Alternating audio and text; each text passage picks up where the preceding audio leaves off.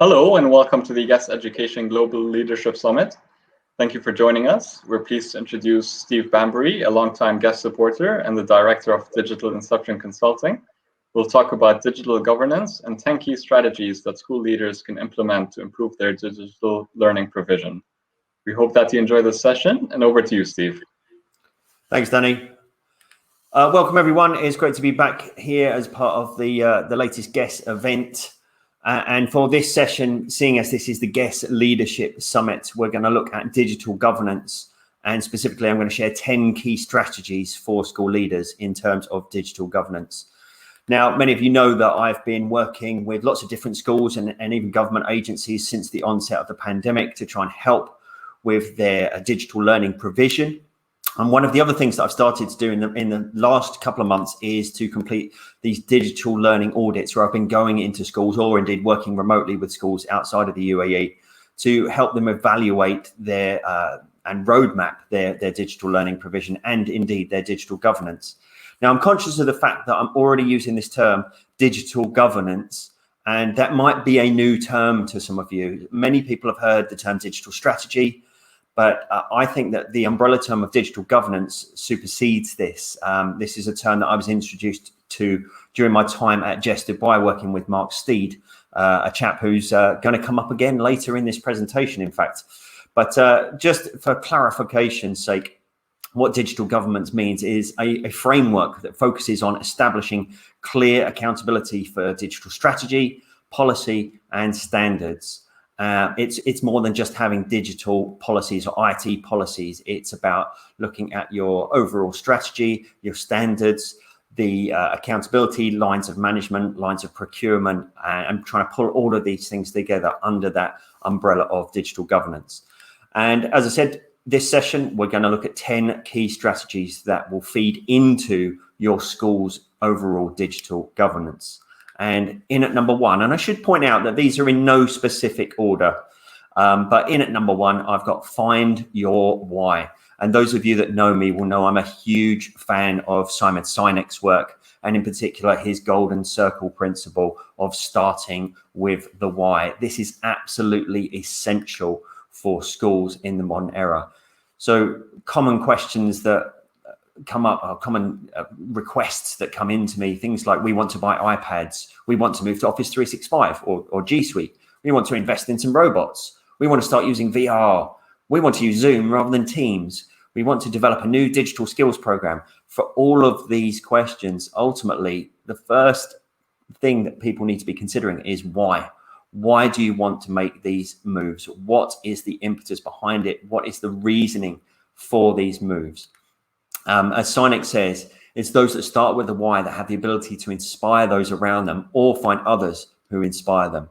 It's absolutely crucial that you always have your why at the center of all strategic decisions as part of digital governance.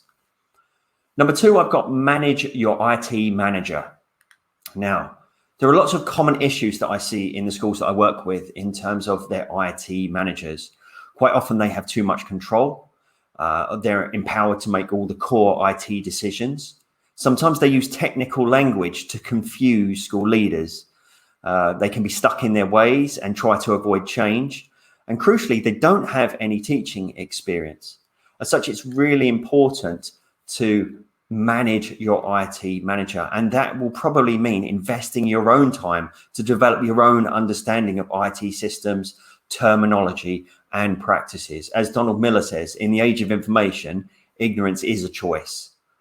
Now, in this regard, Mark Steed, who, as I mentioned before, was my manager, was my supervisor as well, and was the director for a number of years at Jess Dubai, and is now working at Kellett School in Hong Kong. Mark, one of the very first presentations I ever saw Mark deliver was called 10 questions to ask your IT manager that they probably don't want to be asked. This has been written up onto Mark's blog. Now, I don't have time during this presentation to go through this whole list, but if you pause the video, scan that QR code, you'll get a direct link to Mark's blog and these 10 questions. And it's a fascinating read. And I've actually used this with some of the schools where I've seen this issue taking place. And I fed this list of questions to them for them to then put them to their IT team and be able to evaluate how readily they're able to answer these questions. So it's definitely a resource that I recommend. Number 3, I've got collaborate on digital strategy. As Dr. Max McGowan says, strategy is not a solo sport, even if you're the CEO. Even if you're the CEO of the school, the principal, the executive director, whatever title you have, whether you're part of the leadership team, it's important to remember that strategy should never be something that is taken on the shoulders of a single person. As such, the formation of a whole school digital strategy group is probably the most common recommendation that I make to school leaders, especially as part of this digital learning audit process.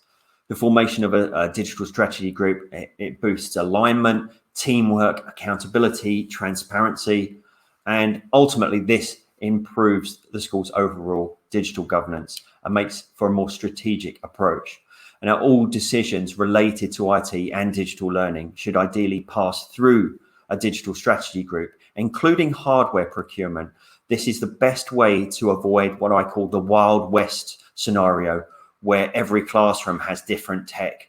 Every classroom has a different board. Every computer is different. Every member of staff has got a different model of iPad or a different tablet or a different laptop, so that you can create a more consistent and strategic approach to the way that your hardware is deployed and before that obviously procured. So who should be on a digital strategy group? Well, it does depend on your own school and the staffing structure at your school. You definitely want to have a member or members, depending on the size of your school, from your senior leadership team. If you have a digital learning director, digital learning lead, digital learning coach, whatever the title is, ed tech integrator, then you definitely want them on this group as well. I would recommend having representatives from each teaching phase if possible. Your IT manager or network manager would be part of this group. Potentially you have a representative from your admin staff, maybe a data manager or a PRE. There are lots of different combinations that can make up a digital strategy group. And indeed, some schools are now opting for subgroups that feed into a more senior digital strategy group, perhaps in the same way that senior leadership teams from across different branches of the same school will feed up to an executive group. Number 4 is keep your head in the cloud. So we flash back to 2015. Users would typically work and store their data locally and then back up to the cloud, because it was a fairly new thing right in 2015. People were relying on Dropbox quite heavily and Google Drive. Office 365 was just on the cusp of entering the ecosystem. If you flash forward now to the present, in 2021, it must be a flip of that dynamic. Users must be working and storing their data in the cloud first, and then making local backups if needed. And you'd be surprised how many schools I work with where teachers will admit that they're still using USB sticks to store and transport their work around the school and to and from home. So what are the benefits of the cloud? Obviously, you can work from anywhere. You've got live real-time collaboration on documents. You've got integrated communication tools, whether that's Google Meet or the chat in Microsoft Teams. You end up with single iterations of files, which is crucial because it reduces the amount of data loss that your organization will have to deal with. You can work from any device because you don't need to access the device where your documents are stored. And we're also crucially preparing students for the future workplace and indeed the modern workplace. After the onset of COVID, we've seen a huge shift towards remote work, towards online collaboration, towards online systems. So this really will be crucial in the future. And that's something that we'll come back to later on in this presentation. Now, one of the most common questions I get asked in terms of cloud computing is Office 365 or G Suite. I've used both in my time at JS. We moved to G Suite in 2012 when it first launched. We then transitioned to Office 365 in late 2015, early 2016. Both platforms have their pros and cons. Both can be deployed in schools essentially for free of charge at the lowest tiers. Ultimately, whichever platform you adopt, use it consistently. One of the problems that I see in some of the schools I work with is a deployment of both, or an attempt to move from one, but no digital governance protocol set in place so that the school is ostensibly using Office 365, but half the teachers are still communicating within the Google environment, or students are still continuing to work in the Google environment. Now, if you're grandfathering from one platform to another, that's one thing. But if you're allowing both systems to kind of cannibalize each other, then that's definitely not the best strategic approach to this setup. Number 5 is plan for the future. So here's a scenario. Your school decides to invest in some laptops for $50,000 or 50,000 dirhams, whatever you wish. 3 years later, many of these laptops are not working very well. Some have been damaged. Others can't log into the new platforms that you're working with. There's no budget available for replacements. But now the classroom screens are also desperately out of date and need replacement. So what do? You end up in a position where you can't afford to do everything. And so things get pushed back even more. And that degrades your staff's ability to work fluently with digital systems, which in turn degrades their confidence using digital tools. As such, investment in technology now must include budgetary provision for the future. You've got to think about the 3 R's: replacement, repair, and refresh or renewal. You've got to make sure that you're thinking ahead. If you buy hardware now, how long will it last? And what would be the expected budgetary implications if you were going to have to replace them in 3, 4, 5 years' time?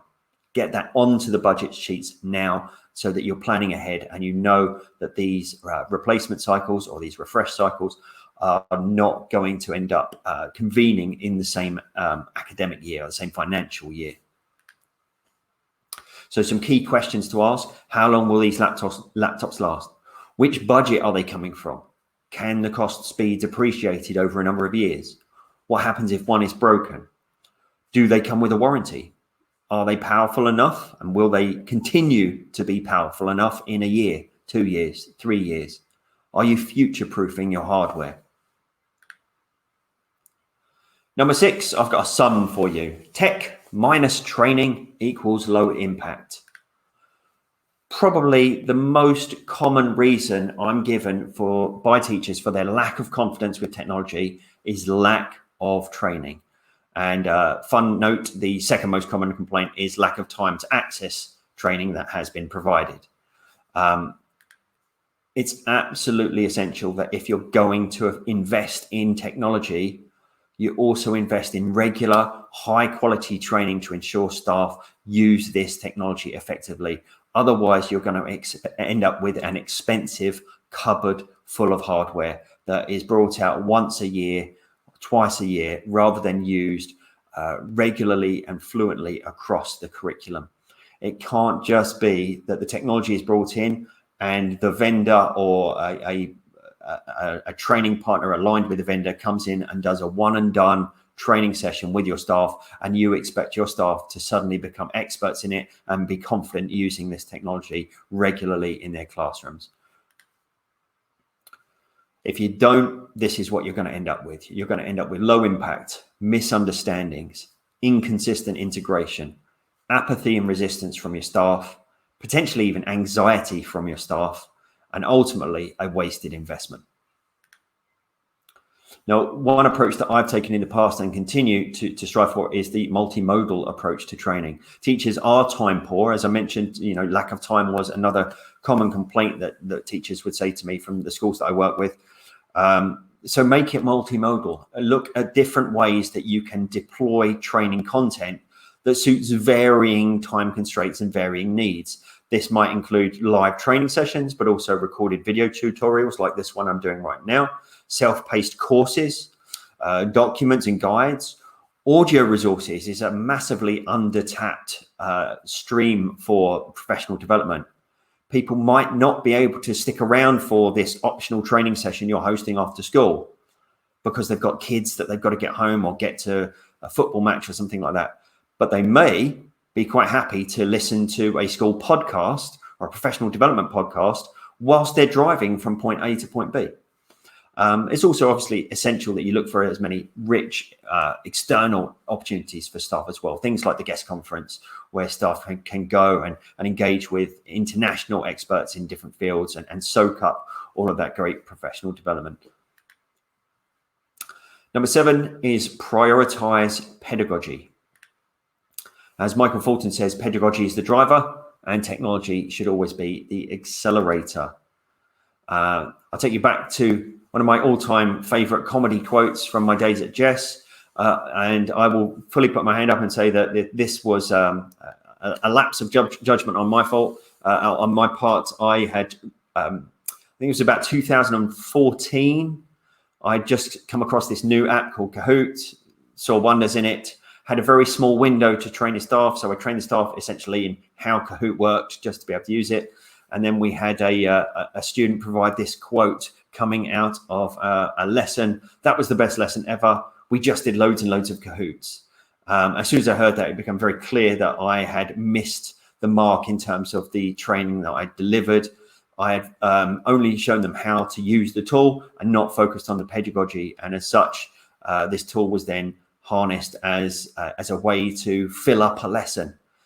But if I'd focused on using Kahoot for formative assessment, using it at the start of a lesson to gather a quick set of data, which I could then use to stream the differentiated activity that I was going to complete for the rest of the lesson, it would have been a much more meaningful use of the platform and would have made a much more beneficial impact to the students involved. I think there are 5 core principles to this. Number 1, fewer apps used more effectively. Number 2, training that focuses on pedagogy, not just technical training. And a side note here, this is why it's important for schools to have a digital learning lead in the modern day and not rely on IT departments to deliver IT or technology focused training. Because again, going back to number 2 on this list, manager, IT manager. IT managers don't have teaching backgrounds, so they don't necessarily understand pedagogy. So it is important that you've got somebody in place that is able to talk about technology with a pedagogical hat on. Number 3, start with the learning objective in mind and keep it in mind at all times. Number 4, match relevant tools to your purpose. And number 5, use tech to elevate learning experiences. And if you're not sure about number 5, a good place to start is always Bloom's taxonomy. If you try to target those higher order thinking skills at the top of Bloom's taxonomy and you look for technology tools, applications which can help you achieve those kinds of goals and facilitate those kinds of learning experiences for students, you're always going to make a bigger impact. Number 8 is evaluate and adjust. Rigorous, regular quality assurance of all technology initiatives is absolutely integral if you're going to ensure its success. Something that I find is that there is a misunderstanding in some schools in terms of what quality assurance actually means. And there's also some confusion between quality control and quality assurance. And in many cases, schools seem to think that they are synonymous terms, and they're really not. Quality control focuses on outcomes, it's reactive, it finds problems. Quality assurance focuses on processes, it's proactive, and it prevents problems. And another really nice way within the education spectrum to kind of frame your understanding of QC and QA is quality control is similar to a summative assessment, whilst quality assurance has more in common with formative assessment or AFL. It's also important to bear this in mind, and this comes from the European Commission in 2018. I'll read this quote in its entirety. What I would suggest focusing on the part of highlighted. Quality assurance that is focused on development supports schools to adapt to the changing needs of learners. The focus is not only on improvement, but also innovation. That is the development of experimental testing of approaches in different contexts to support quality, equity, and efficiency. It's not just about trying to find things that are wrong. It's about looking at innovation, and we will come back to innovation in a moment as well. I did say we'd come back to it, and here we go. Understand innovation, I've got as number 9. And this is another common thing that I find is that schools can't actually answer that question. What does innovation actually mean? Now, I've got 4 definitions here from 4 thought leaders in the innovation space from the business world. These are 4 very respected keynote speakers from the world of business and enterprise who are recognized internationally as thought leaders in the innovation space. So I've got Drew Boyd. He says it's anything that is new, useful, and surprising. Paul Sloan says creativity is thinking of something new. Innovation is the implementation of something new. Kevin McFarlane says it's the introduction of new products and services that add value to the organization. Whilst George Barber simply says it's the future delivered. So I think you can see that there's definitely a degree of subjectivity, and there's definitely some variance in terms of how people frame innovation. Personally, I lean heavily onto Jamie Notter's definition. I think this is the clearest definition, and this is always the one that I share with schools. Innovation is change that unlocks new value. And Notter himself says that the most important word in that is new. It's not just about adding value, it's about unlocking new value, finding new solutions to problems. There's actually 3 forms of innovation, and this is something else that many people aren't aware of. There's innovation of product, innovation of process, and innovation of model. Within the learning paradigm, we're looking at innovation of product. It would be the learning experiences. Innovation of the process would be innovation in terms of pedagogy and adapting the way that you're actually delivering learning experiences. And your innovation of a model would be education systems as a whole.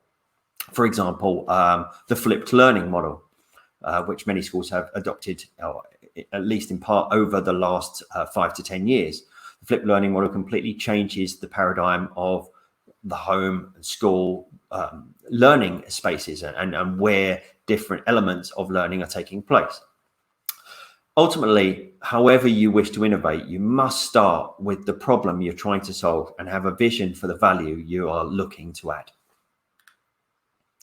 Finally, number 10, I've got help students to be future ready. So what will the future workplace look like? Will remote work become more frequent? Will online file collaboration become the standard? Will digital communication methods evolve further? Will AI be integrated more broadly?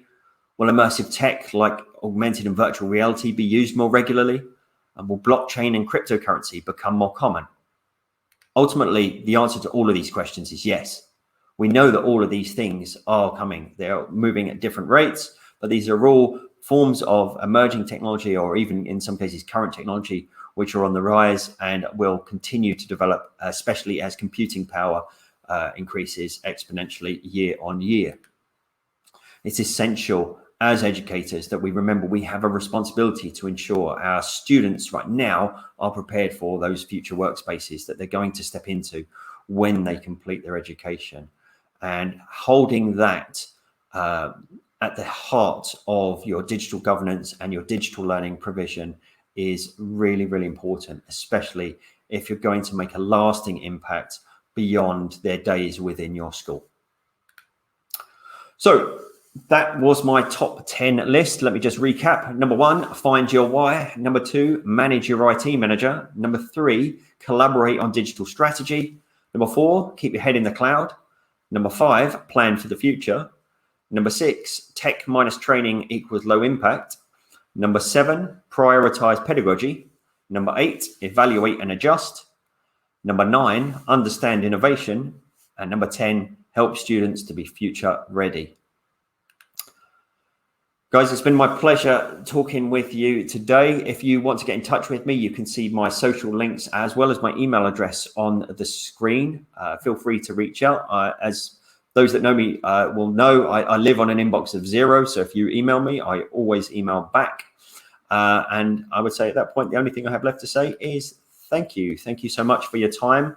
I hope you found it both informative and engaging, and I look forward to seeing you again at some future guest events. Thank you. Thank you so much, Steve. That was indeed very informative and enlightening.